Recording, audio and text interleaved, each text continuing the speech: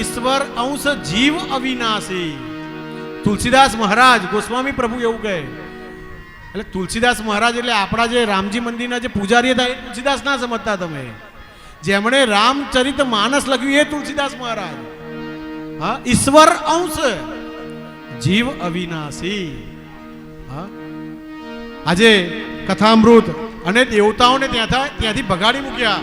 અરે તમે લોકો તો સ્વાર્થી છો. હવે જો દેવતાઓ પ્રેમથી આવીને બેસ્યા હોત તો સુખદેવજી મહારાજ ભગાડત ખરી. અને સુખદેવજી મહારાજનું નામ લખ્યું બ્રહ્મરાતો. અને પરીક્ષિત રાજાનું નામ શું છે? વિષ્ણુરાત. આ મુખ્ય શ્રોતા અને વક્તા આખા ભાગવતજીના મુખ્ય અને વક્તા અને શ્રોતા કોણ? સુખદેવજી મહારાજ અને પરીક્ષિત રાજા.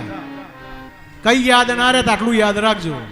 કથા સાંભળી પણ શું સાંભળી કે અમને ખબર છે સુખદેવજી મહારાજ એ વક્તા છે અને પરીક્ષિત રાજા છે શ્રોતા છે. સુખદેવજી મહારાજનું નામ છે બ્રહ્મરાત અને પરીક્ષિત રાજાનું નામ છે વિષ્ણુરાત. કારણ કે સુખદેવજી મહારાજ જ્યારે પોતાના માના ગર્ભની અંદર હતા, 12 વર્ષ સુધી રહ્યા, ત્યારે ભગવાને સ્વયં માના ગર્ભની અંદર જઈને જેને દર્શન આપ્યા. અને ત્યારે સુખદેવજી મહારાજ બહાર આવ્યા. કેમ બહાર નતા આવતા? કારણ કે એમને ખબર હતી કે જેવા માના ગર્ભમાંથી બહાર જઈશું એવા આ જગતની અંદર માયા જે છે માયા મને ચોંટી જશે અને મારો જન્મ જેના માટે થવાનો છે એવું મારું કાર્ય કરી શકીશ નહીં. અને પરીક્ષિત રાજા ઉત્તરાના ગર્ભની અંદર જ્યારે અશ્વત્થામા ચક્ર છોડી મૂક્યું મારવા માટે થઈ, ત્યારે ભગવાન સ્વયં અંગુષ્ઠ મહાયોગી પોતે ગર્ભની અંદર પ્રવેશી પરીક્ષિત રાજાને જેને દર્શન આપ્યા. એટલા માટે વિષ્ણુ રાત, એટલા માટે 2 નામ આપેલા છે, બ્રહ્મરાતો વિચાર્ય એવમ. ત્યાંથી ભગાડી મૂક્યા. અને આજે ઇન્દ્રાદી દેવતાઓ બધા ત્યાંથી બ્રહ્મલોકની અંદર ગયા અને બ્રહ્માજીને ફરિયાદ કરવા લાગ્યા કે બ્રહ્માજી અમે આ સુખદેવજી પાસે ગયેલા પણ પરીક્ષિત રાજાને 7મે દિવસે તક્ષક નાગ કરડવાનો છે. તો બ્રહ્માજી કે આપણે શાંતિ રાખો, 7 દિવસ પૂરા થવા દો. 7 દિવસ પૂરા થાય પછીથી આપણે નિર્ણય લઈએ. મે નિરે ભગવદ રૂપમ શાસ્ત્રમ ભાગવતમ કલો પઠનાત શ્રવણાત સદ્યો વૈકુંઠ ફલદાયકમ. હવે 7 દિવસ પૂર્ણ થયા, પરીક્ષિત રાજાનો મોક્ષ જોયો એટલે તોલયત લઘુનન્યાની શાસ્ત્રાણી એટલે કે નાના મોટા દરેક પ્રકારના શાસ્ત્રો મંગાવડાયા બ્રહ્માજીએ. અને બ્રહ્મલોકની અંદર તુલા એટલે કે ત્રાજવું બાંધ્યું અને એક બાજુ બધા શાસ્ત્રો મૂક્યા અને બીજી બાજુ શ્રીમદ ભાગવતજીને પધરાવ્યા. પણ ભાગવતજીનું પલડું કેવું રહ્યું? ભારે રહ્યું. અને જેવું પલડું ભારે થયું ત્યાં ગાડી તરત જ બ્રહ્માજીએ પ્રસ્તાવના મૂકી દીધી કે આ મૃત્યુલોક ઉપર, મૃત્યુલોક આ પૃથ્વીનું નામ શું છે? મૃત્યુલોક. આયેગા સો જાયેગા, રાજા રંક ફકીર. હા, બહુ રૂપિયા વાળો હોય એના માટે એવું નહીં લખેલું હા ભાઈ તારી જો પૈસા છે તું એક કામ કર એડીસીમ જમા કરાવી દે, મહિના પછી આવીશું.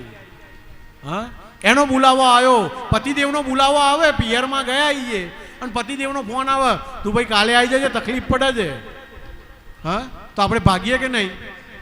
આપણી સગી માને કહીએ કે માં મારે જવું પડશે હો, કારણ કે પાછા અકળાઈ જશે. એમ આ જગતપતિ બોલાવો મોકલે. આપણે ઘણા બધા વાતોની અંદર કહીએ છીએ ને એ ભગવાન લઈ લે તો સારું. નાભિનંદયેત શાસ્ત્ર એવું કહે છે કે ભગવાનનો ક્યારેય આભાર ના માનવો. તમે જન્મ આપ્યો છે એના માટે આભાર નહીં અને તમે મૃત્યુ આપશો એના માટે પણ આભાર નહીં. કારણ કે એનો અધિકાર છે. જ્યારે આપણને આદેશ કરે કે ચલ ભાઈ વેલકમ આવી જાઓ એટલે તરત જતું રહેવાનું. એવી ચીઠી ફાટશે ઉપરવાળાની અને વેળા થાશે જાવાની. ચીઠી ફાટશે ઉપરવાળાની. ગમે તારે ચિઠ્ઠી ફાટી જશે, આપણને ખબર છે નહીં. પરીક્ષિત રાજાને ખબર હતી. સપ્તમે તક્ષકે હની. હવે હકીકતમાં આપણે જ પરીક્ષિત છીએ. આ કથા આપણી ઉપર જ થઈ રહી છે. આમાંથી કોઈને ખબર છે કે આપણી ચિઠ્ઠી ક્યારે ફાટશે? તો આપણે એવું જીવન જીવવું જોઈએ કે કલાક પછી પણ જો મોત આવતું હોય, મૃત્યુ આવતું હોય, મસ્ત આનંદથી મજાથી જઈએ. હા, કારણ કે તમે વિચાર કરો કે આપણે એક યાત્રા કરવાની હોય, આપણે બધા ભેગા મળી દુબઈ ટૂર કરવા માટે જવાના છીએ. 15 દિવસનું પેકેજ લઈને જઈએ છીએ આપણે બધા. દુબઈ જવાનું છે ગીતાબેન. હવે આપણે બધા 15 દિવસની ટૂર માટે જઈએ તો બેગ કેટલી કેરી કરીએ? કપડાં લઈએ, નોર્મલ કપડાં લઈએ. પ્લેનમાં જવાના જઈએ એની અંદર નોર્મલ કપડાં પહેરવા માટે લઈએ, રાત્રે ત્યાં પહેરવાના કપડાં લઈએ, ફરવા માટેના અલગ લઈએ, ફોટો શૂટ માટેના અલગ લઈએ. 15 દિવસ માટે પણ જો આપણે બહાર જવાનું હોય તો આપણે કેટલી બધી કેરી કરીએ છીએ. તો આપણે જગતપતિ જગન્નાથના ત્યાં જવાનું છે તો આપણી તૈયારી કેટલી સત્સંગના નામે? હા, મસ્ત પડ્યા છીએ. એ સવારમાં ઉઠ્યા, ઘરવાળાનું ટિફિન કર્યું, ઘરવાળાને વિદાય કર્યો, છોકરાનું કર્યું, હાજ પડી, ઊંઘ્યા, ચા પીધી. પાછો પેલો ટાઈમ રહી ગયો નહીં. શું કે પેલું ઇન્સ્ટાગ્રામ કે એવું કશું કહે છે ને? હા, એ ઇન્સ્ટાગ્રામ. પછી સારો બુક કયું કે હામાં આમી પેલું ફેસ હા ફેસબુક. હા, એ પાછું એમાં રીલો જોવાનો ટાઈમ તમે ગણ્યો ને એવું કહું છું. હા, તો આ બધો સમય આપણે જગતપતિ જગન્નાથના ત્યાં જવા માટેનો થઈ સત્સંગના નામે આપણે કંઈ કરતા નથી. તો આપણને મૃત્યુનો ભય કેમ છે? કારણ કે સત્સંગ નથી કરતા, કીર્તન નથી કરતા. અને ભજન મંડળ જે ચાલતું હોય એની અંદર તમે આ એક મારા નિજી અનુભવ ઉપરથી કહું છું કે ભજન મંડળની અંદર પણ જો કોઈ ભજન કરવા માટે જવાનું હોય તો કેવું પડે હો. સાંજે 9 વાગે ટાઈમ ટુ ટાઈમ આવી જજો હો. તો 9:15 9:30 જ આવે. ભજન કરવા માટે જવા માટે પણ આપણને આટલી આળસ છે. હા, તો જ્યાં સુધી સત્સંગ નહીં થાય જીવનની અંદર, કીર્તન નહીં થાય. વૃંદાવન આમાંથી કેટલા જણા ગયેલા છે?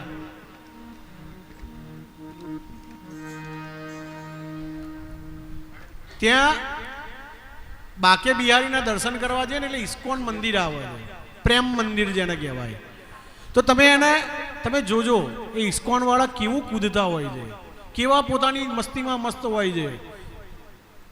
હા, હરે રામ રામ રામ હરે હરે.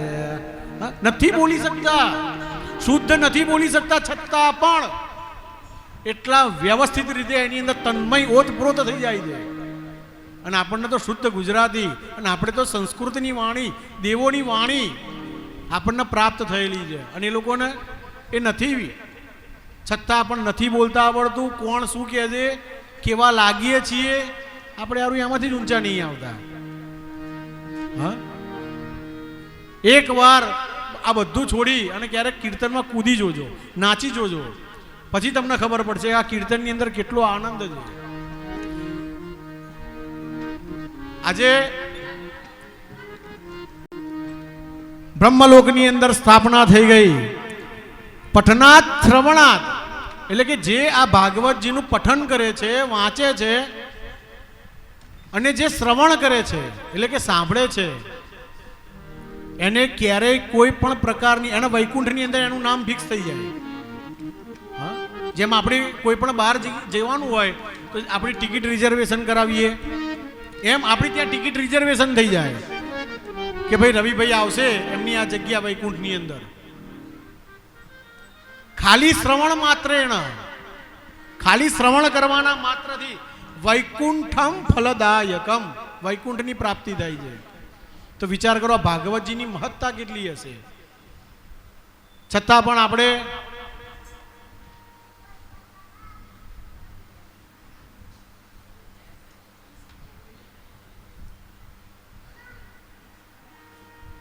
અરે માયા માયા સબ ભજે